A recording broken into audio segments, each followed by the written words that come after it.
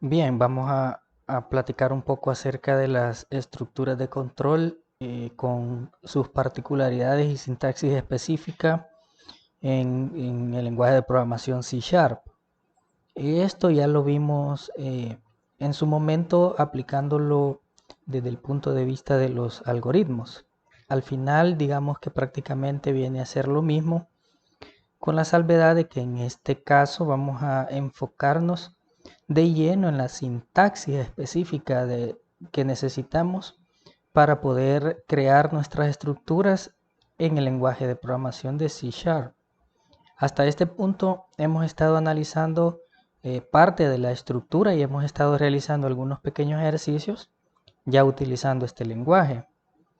Básicamente hasta este punto ya vimos cuál es la estructura básica de un programa. También ya vimos la parte relacionada con la declaración de variables. Ya vimos la parte también de los tipos y pues hemos hecho algunos ejercicios en ese sentido.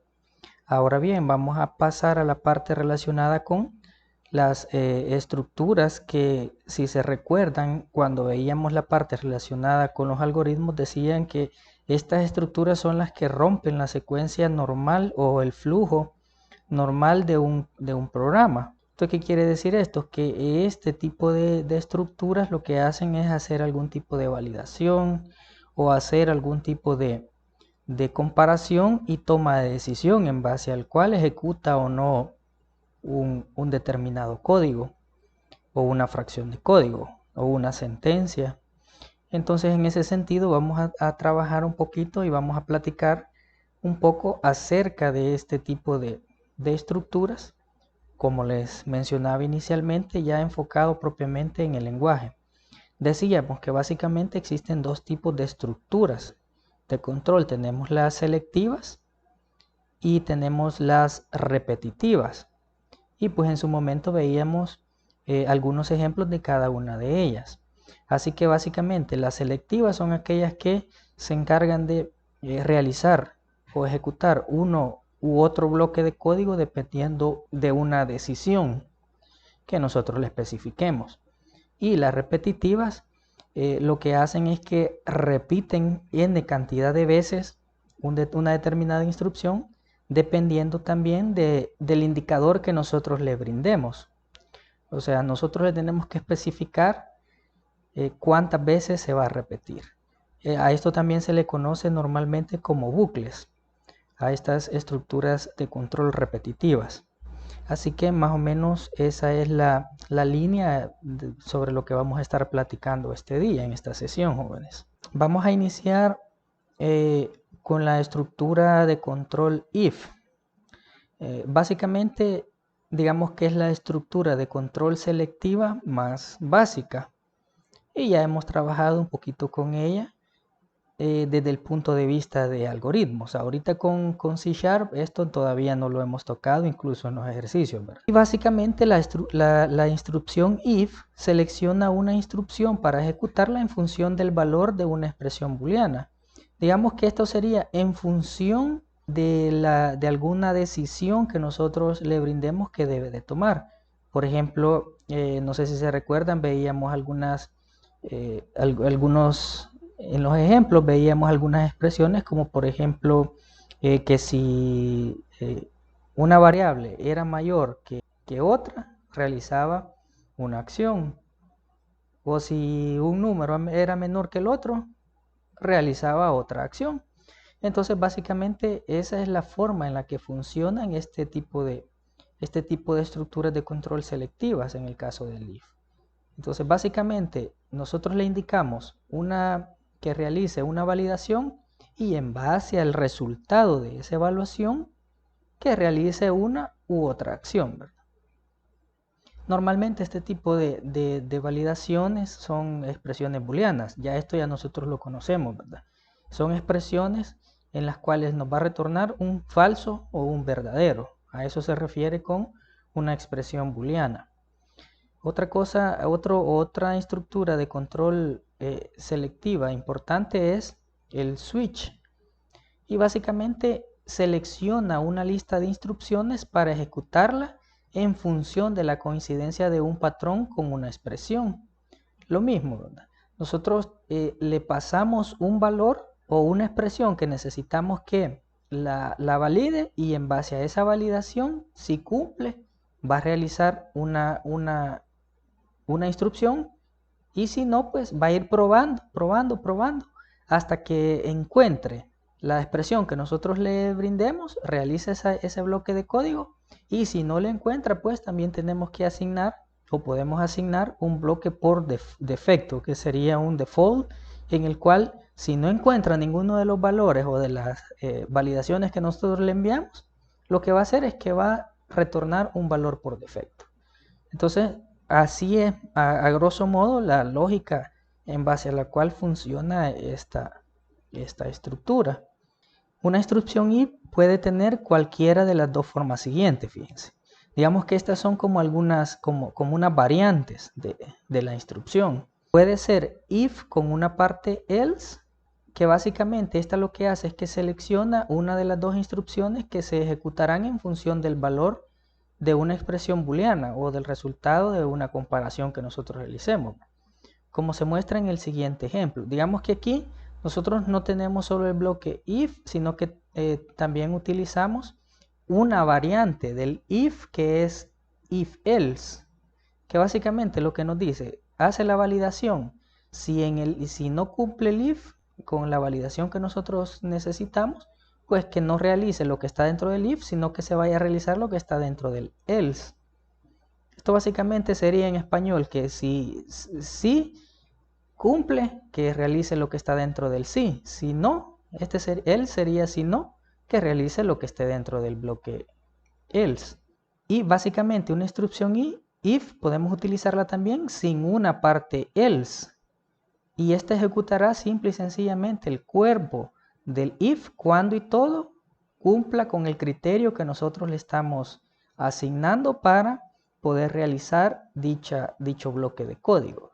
Entonces digamos que hasta este punto tenemos como dos variantes. Tenemos el if propiamente y tenemos el if con la variante else. Y aquí lo podemos ver, miren jóvenes, aquí en este pequeño ejemplo.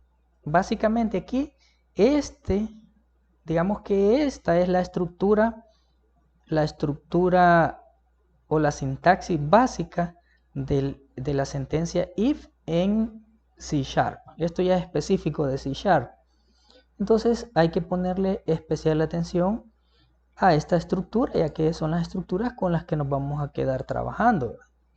Todas las instrucciones o los bloques de códigos como tal en C#, no olvidemos que siempre vamos a necesitar llaves. Entonces siempre los bloques de código en C#, siempre deben de abrirse y cerrarse con llave. Si usted abre un bloque y no lo cierra, ahí va a tener el error y no se lo va a poder quitar de encima con nada. O sea, mientras no haga eso de cerrar. Por eso es que cada vez que analizamos este tipo de estructuras o cada taxis específica del lenguaje, se vuelve necesario hacer énfasis en el hecho de que tenemos que ser bien cuidadosos con nuestro código, porque de repente pensamos que lo estamos haciendo, que lo hemos hecho idéntico al ejercicio, al ejemplo, pero nos hemos comido, por ejemplo, un punto y coma. Con un punto y coma que nosotros nos comamos, ya se nos arruinó todo, jóvenes. Entonces hay que tener mucho cuidado con eso, hay que ser bien cuidadosos con estos detalles. ¿Y por qué les hago bastante énfasis en esto? Porque normalmente tendemos a pasar desapercibido este tipo de detalles, pero son detalles sumamente importantes. La única forma, o hay alguna variante, digamos, con respecto a los bloques o sentencias que de repente ustedes lo pueden llegar a ver. Como por ejemplo, si yo estoy utilizando un if y solo voy a colocar una sola instrucción dentro del if, lo puedo dejar sin llaves, perdón. Lo puedo dejar sin llaves. Pero si solamente voy a utilizar una instrucción, si voy a utilizar más de una instrucción dentro de ese if o dentro del bloque de código que nosotros estemos, dentro de la instrucción que nosotros estemos trabajando, es obligatorio que le pongamos las llaves de inicio y las llaves de cierre. Y lógicamente por cada línea, por cada instrucción, iría el punto y coma. Esto es bien importante. Regresando nuevamente a la parte específica del if, en este caso podemos ver cuál es su estructura básica. Básicamente este es un if puro, sin ninguna variante, en el cual tenemos la instrucción, su inicio, su cierre, y aquí tenemos el cuerpo, que en este caso solamente va a imprimir un string, una cadena, que sería la palabra cold. ¿De qué va a depender que imprima esa palabra? Va a depender de la validación que nosotros le estemos pasando como parámetro. En este caso, lo que está validando es que si la temperatura es menor a 20, pues que imprima la palabra cold. Ahora, si aquí la temperatura que nosotros le pasemos es mayor que 20, ¿qué haría el programa? Si digamos en este caso la temperatura sería lo que viene en esta variable, tiene un valor de 21, por ejemplo, ¿entraría o no entraría? Siempre esto va a ser dependiente completamente de la validación o de la comparación que nosotros hagamos en esta parte, miren, en esta parte. Incluso aquí, si lo que viniera en esta variable fuera 20, ¿entraría o no entraría? Ya vimos que si es 21 no va a entrar, pero si es 20, ¿qué necesitaríamos aquí para que aún siendo 20 entrara? Para que aquí, siendo 20 aquí, pueda entrar, necesitamos que aquí tenga, el menor se mantiene, pero tiene que ser menor o igual. Entonces aquí no, correcto, entonces aquí nos faltaría el operador de igual, ¿verdad? Para poder hacer la validación.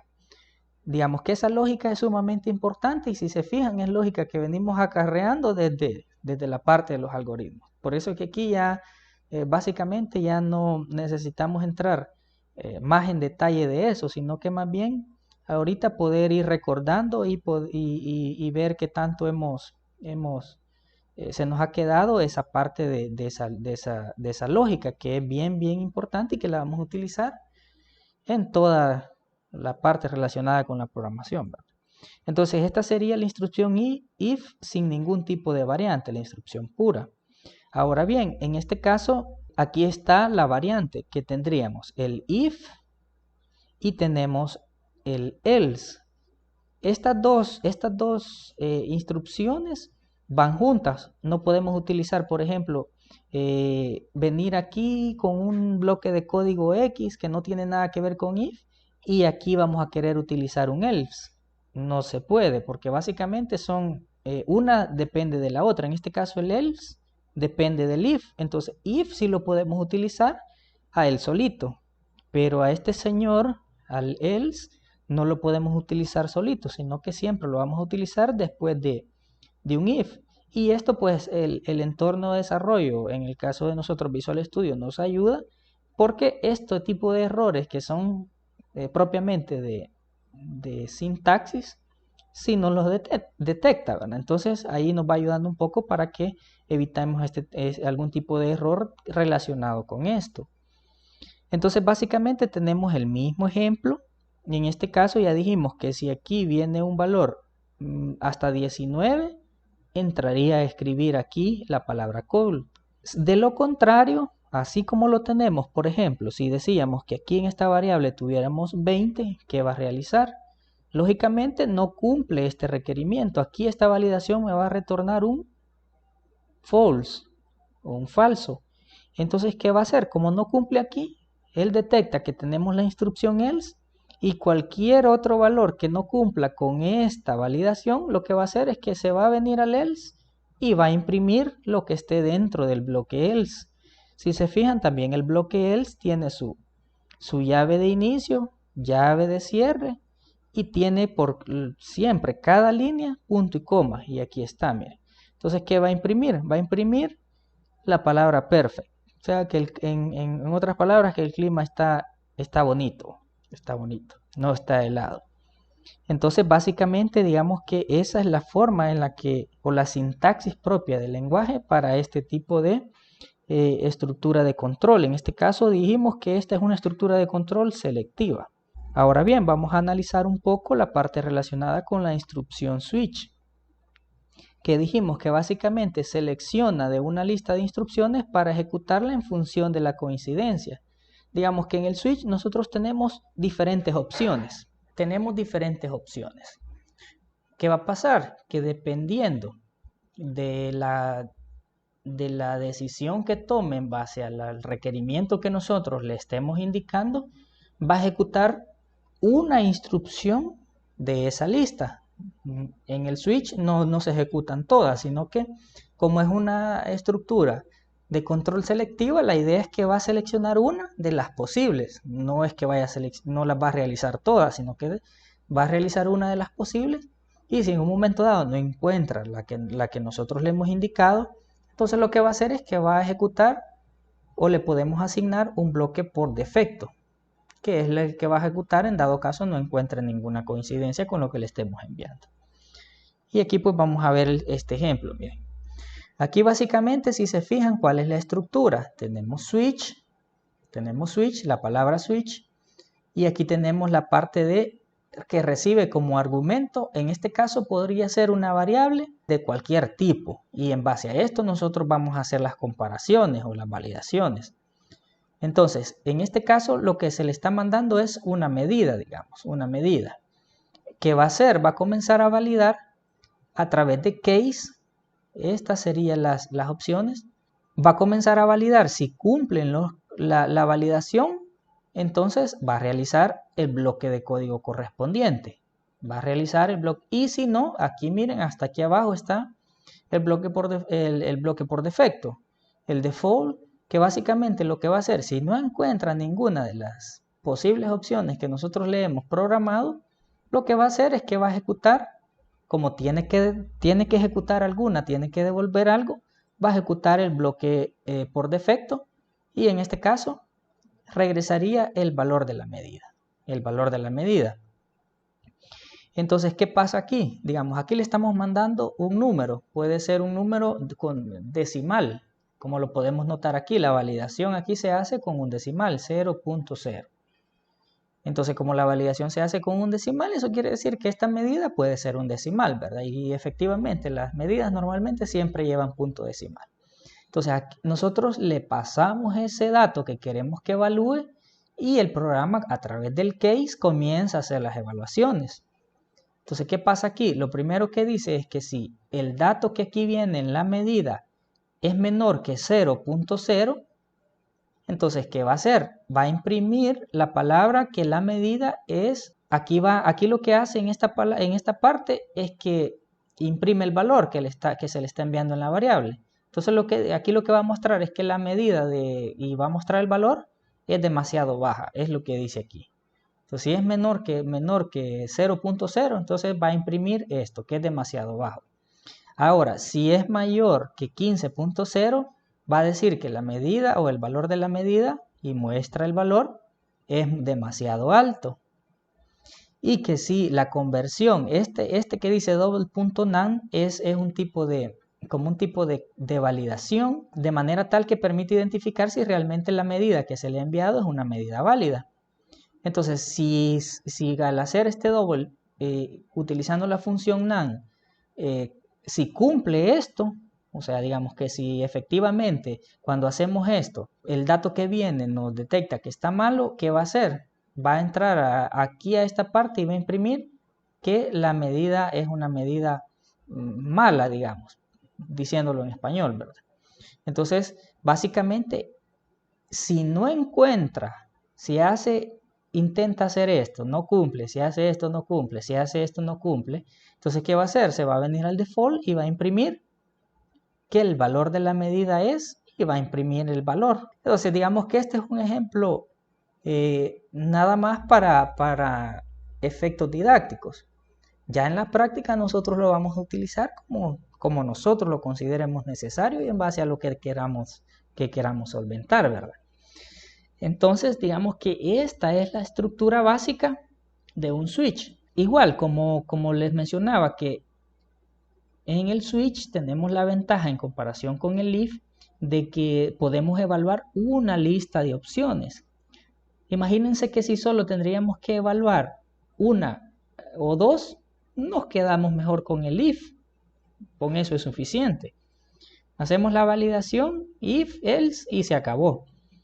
Pero si tenemos realmente que hacer validación de una lista de opciones que tenemos, entonces la instrucción recomendable es el switch, ya no el if. Aunque si se fijan, ustedes pueden notar aquí, ¿verdad?, que podemos resolver esto con if anidados, por ejemplo. Pero nos va a quedar una instrucción sumamente... ¿Qué va a pasar? Que vamos a estar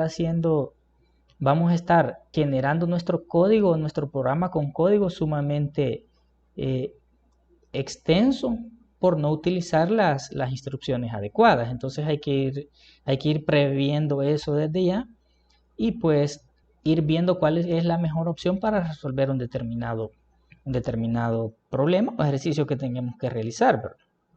Vaya, hasta aquí vamos. Estas son, digamos que como las estructuras de control selectivas más básicas, más utilizadas. Vaya, si se fijan, básicamente la lógica no varía con respecto a cuando estudiamos los algoritmos. Sin embargo, lo que varía es la sintaxis específica, o sea, la forma en la que escribimos esto ya en el lenguaje C#. Ok, vamos a continuar entonces.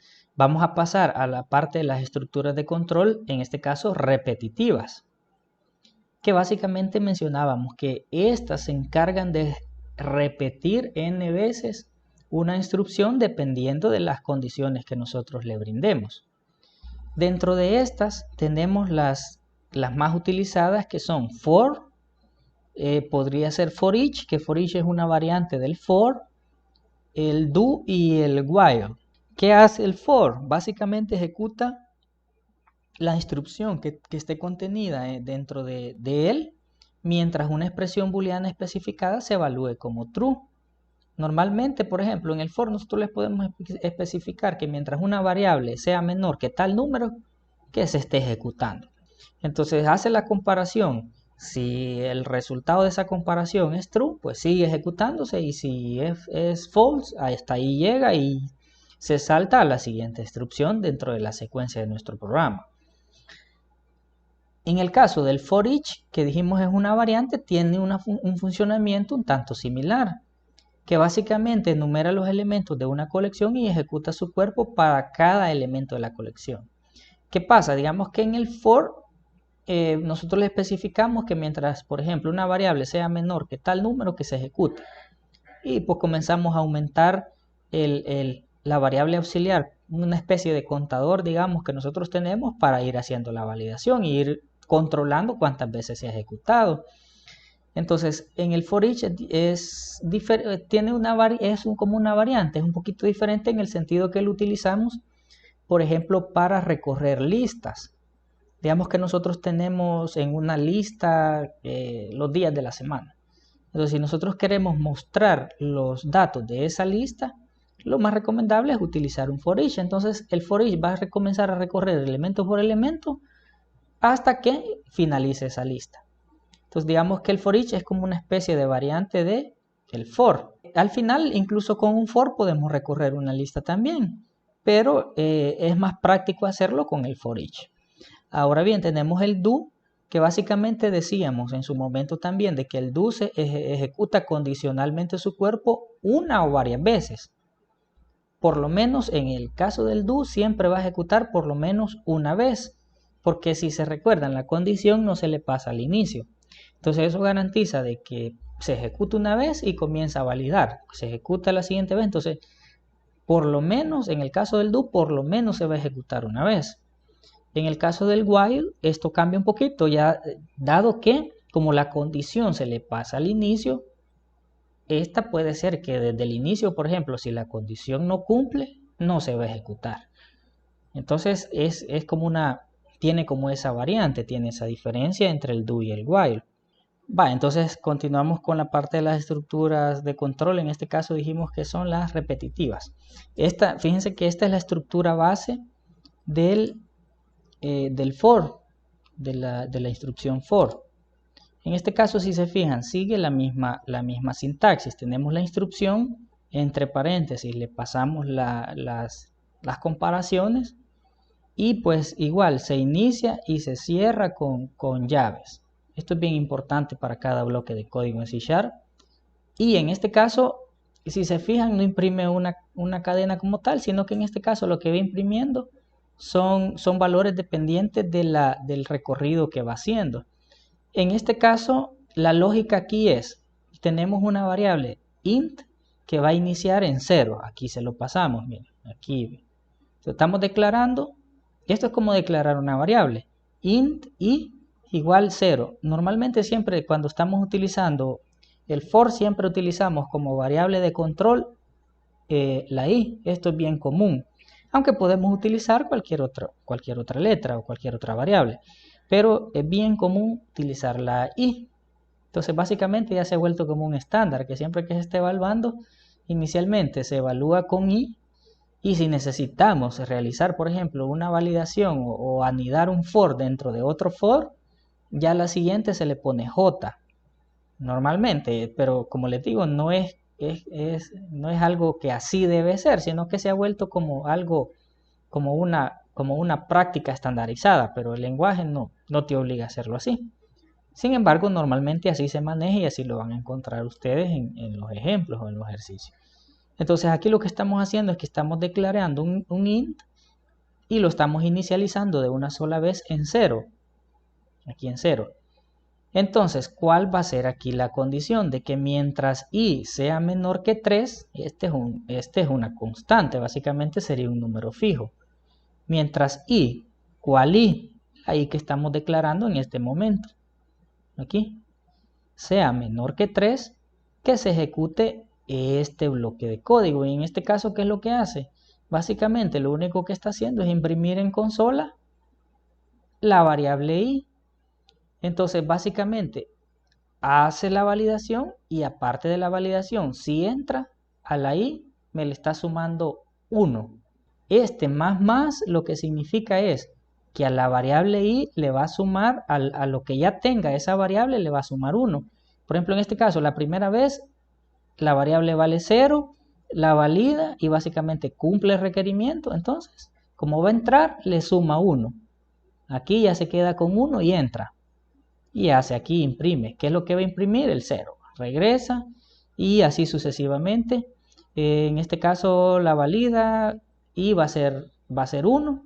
Es menor que 3, sí. Entra, le suma 1 y así sucesivamente. ¿Cuál va a ser la salida de esta pequeña estructura o de este bloque de código? Va a ser 0, 1, 2. ¿Por qué? Porque cuando la variable esta llegue a ser 3 ya no va a entrar porque no es menor que 3, sino que ya es igual. Entonces, como la validación es que sea menor que 3, ya no entra.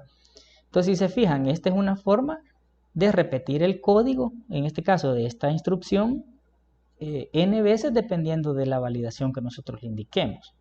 Entonces, básicamente, esta es la estructura estándar y básica de la instrucción for en C#.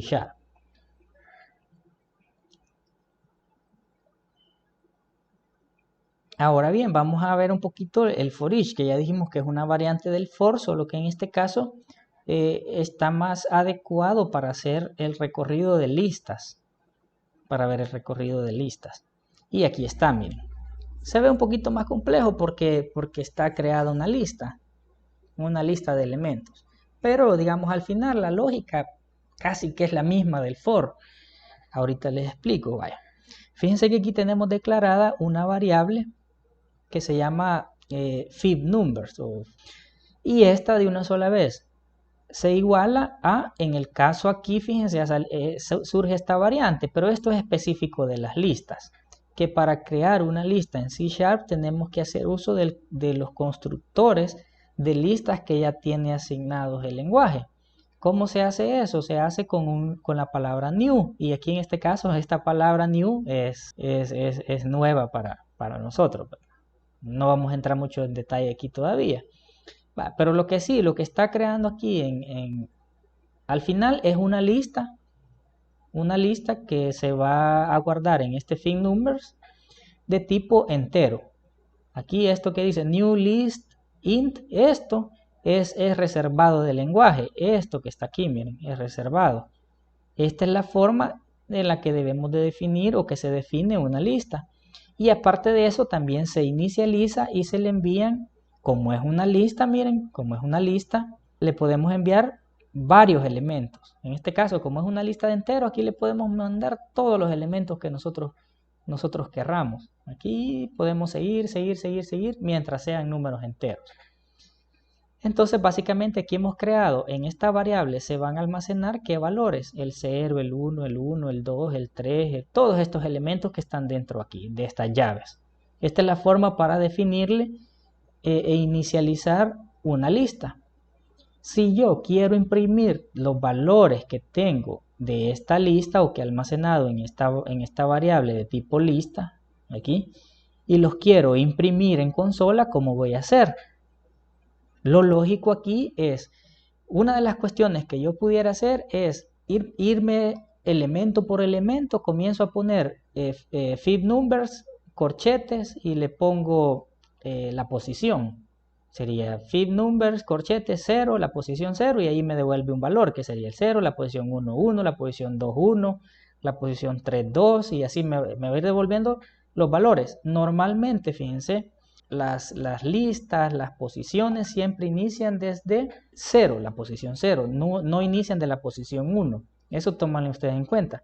Si ustedes están queriendo obtener el valor de una lista, por ejemplo, si quieren obtener el primer valor que esa lista tenga, en este caso sería el 0, coincide. Entonces no lo vamos a querer acceder indicándole al programa la posición 1, sino que la posición inicial de las listas, los arreglos, que ya lo vamos a ver más adelante, es siempre 0, siempre base 0. Entonces, si queremos acceder al primer elemento, vamos a hacer referencia al elemento de la posición 0. Hay que tener cuidado con eso es bien importante.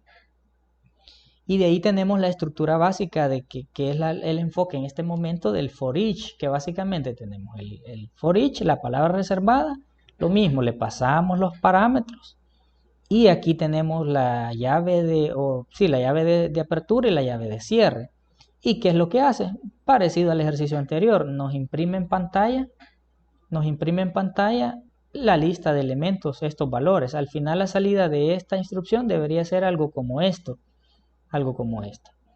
Entonces, ¿qué pasa? Dentro de la comparación o de los elementos que nosotros le pasamos como verificación, aquí lo único que va a hacer es recorrer básicamente la lista, en este caso fib numbers, que es esta lista que hemos creado aquí, la va a recorrer elemento por elemento. Entonces, como nosotros sabemos que esta lista está constituida de números enteros, ¿qué hacemos?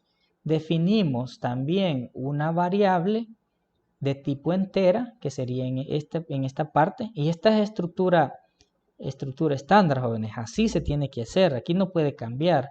Entonces, básicamente, lo primero que hacemos es mandarle crear o declarar una variable del mismo tipo del que es la lista, en este caso, como es una lista de enteros, declaramos una variable de tipo entero que se llama elemento.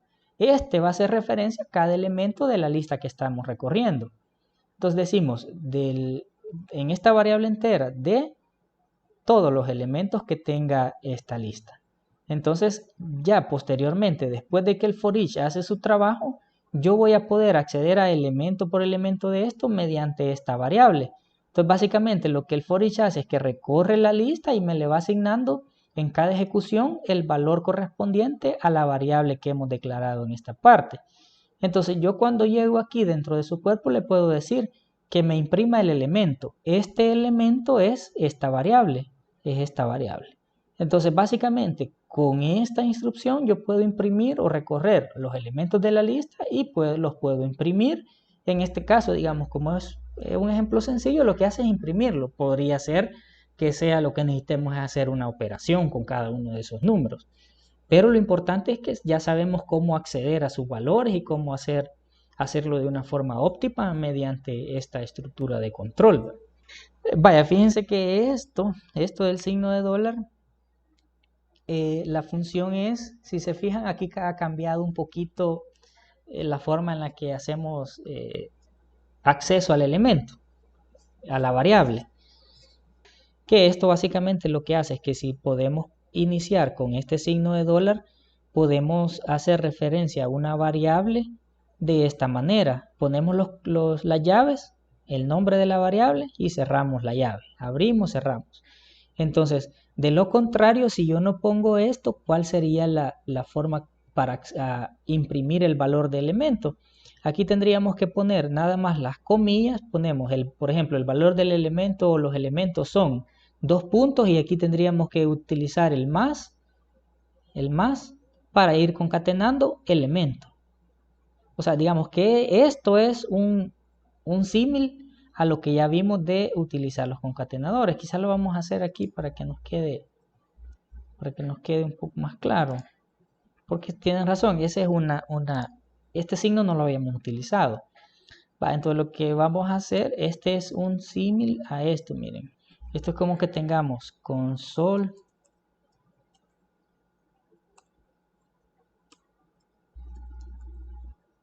line. En este caso le pasaríamos el valor así, digamos. Esto sería algo así como esto, el mismo resultado. Entonces aquí, utilizando el signo de dólar, nos evitamos utilizar este signo aquí el concatenador el signo más, que nos permite hacer esa concatenación. Igual, digamos aquí, como igual no le estaríamos asignando aquí exactamente no imprime esto, ¿verdad? Esta palabra, digamos que yo se la he agregado. Pero entonces lo que tendríamos que hacer aquí es simplemente colocar esta palabra. Ahora, si nosotros le queremos colocar un texto adicional como para hacer énfasis en lo que estamos retornando, le ponemos esto. Si no, le quitamos esta parte de aquí e imprimimos solo la variable.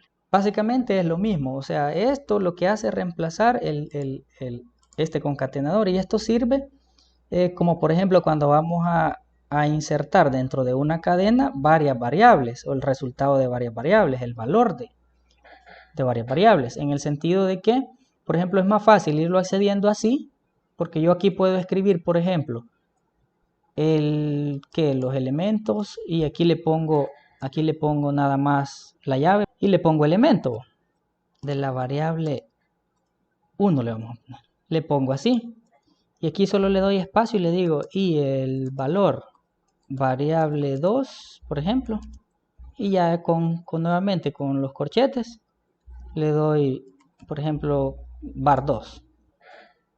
Así, solo que cabal, aquí al inicio debemos de haberle colocado el símbolo de dólar para poder hacer eso. Si no tuviera el símbolo de dólar, ¿cómo sería? El valor de la variable 1 tendríamos que cerrar aquí el concatenador. En este caso, como estamos con string, le ponemos más y ya lo toma como un concatenador y le colocamos el nombre de la variable, en este caso, aquí. Y para seguir nuevamente con nuestro texto, habría que volverle a colocar otro concatenador. Le volvemos a colocar las comillas dobles.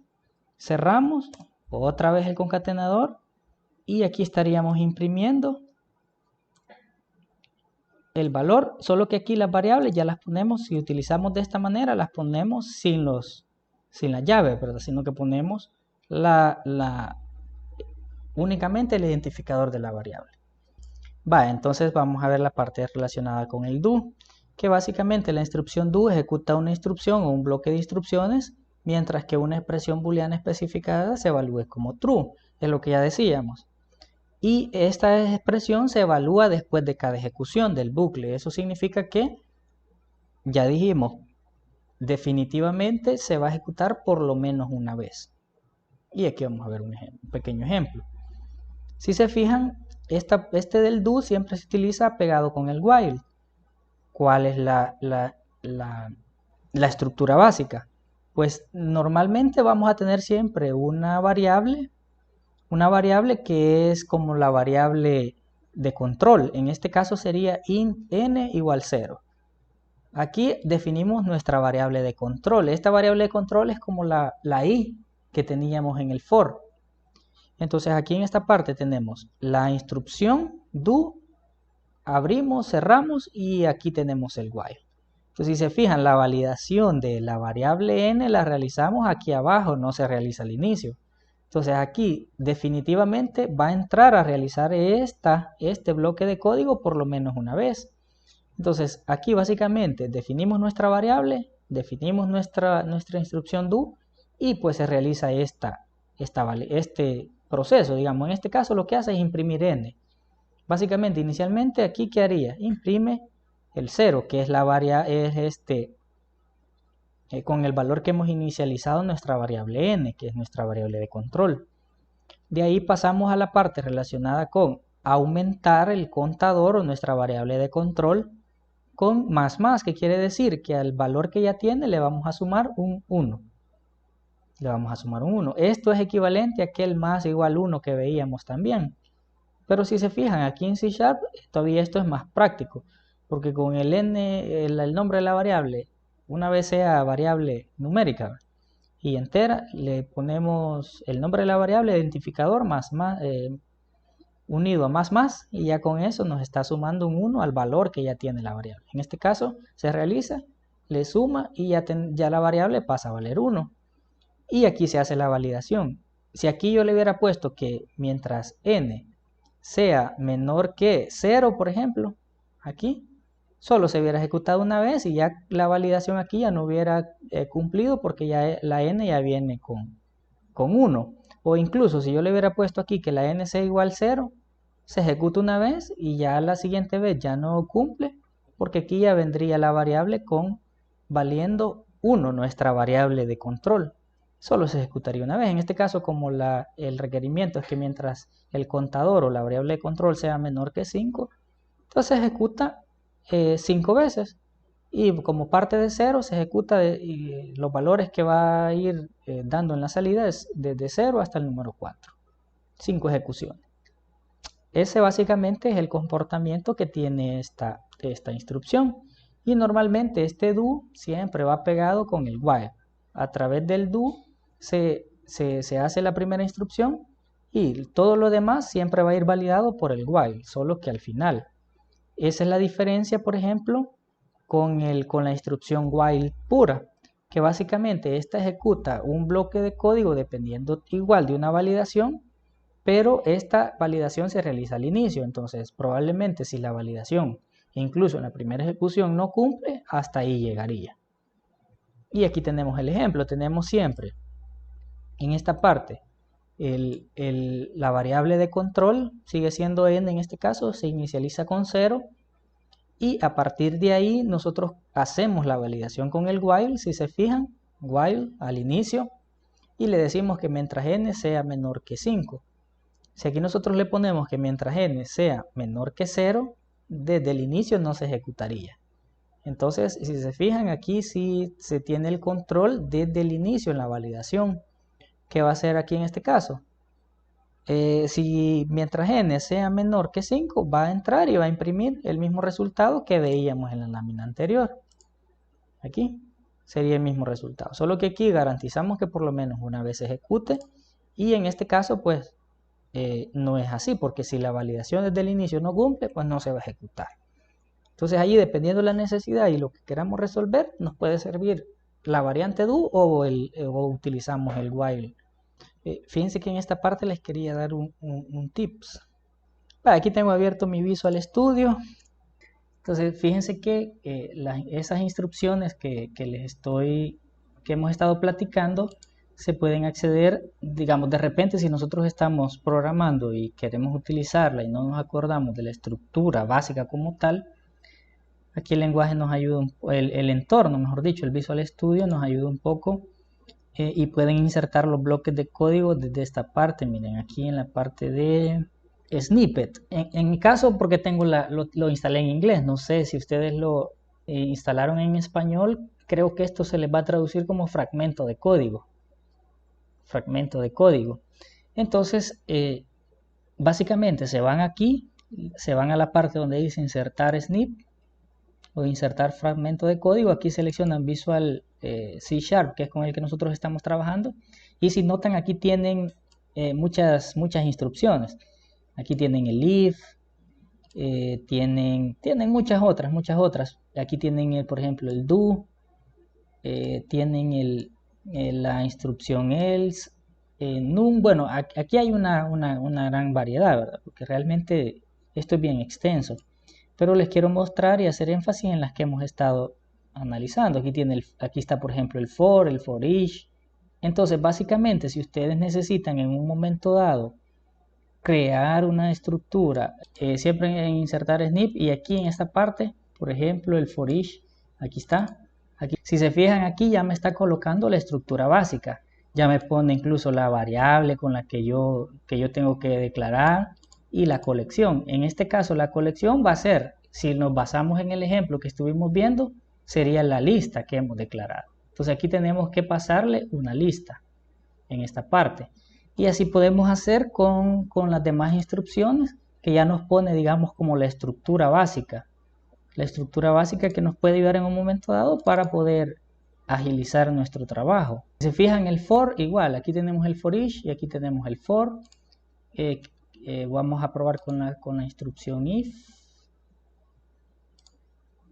y el switch, que son las que hemos estado viendo. Aquí creo que está el if, aquí está el if. Si se fijan, ya me pone que sí, esto es igual a true, pero lógicamente nosotros aquí tenemos que hacer la validación. Vamos a cambiar este true por la validación que nosotros querramos. Igual podemos insertar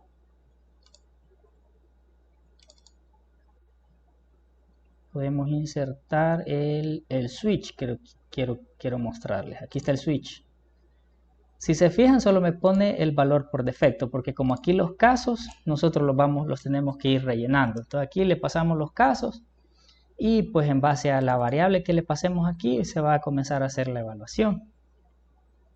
Entonces, vaya, esto les puede servir para poder agilizar un poco la parte relacionada con cuando estén desarrollando su código. Esto básicamente solo es un extra que les quería mostrar para que ustedes lo vayan teniendo ahí en consideración. Si en un momento dado lo necesitan, lo usan, y si no, pues no hay ningún problema. Se puede hacer todo desde cero, ¿verdad? No hay ningún problema, así como hemos estado trabajando.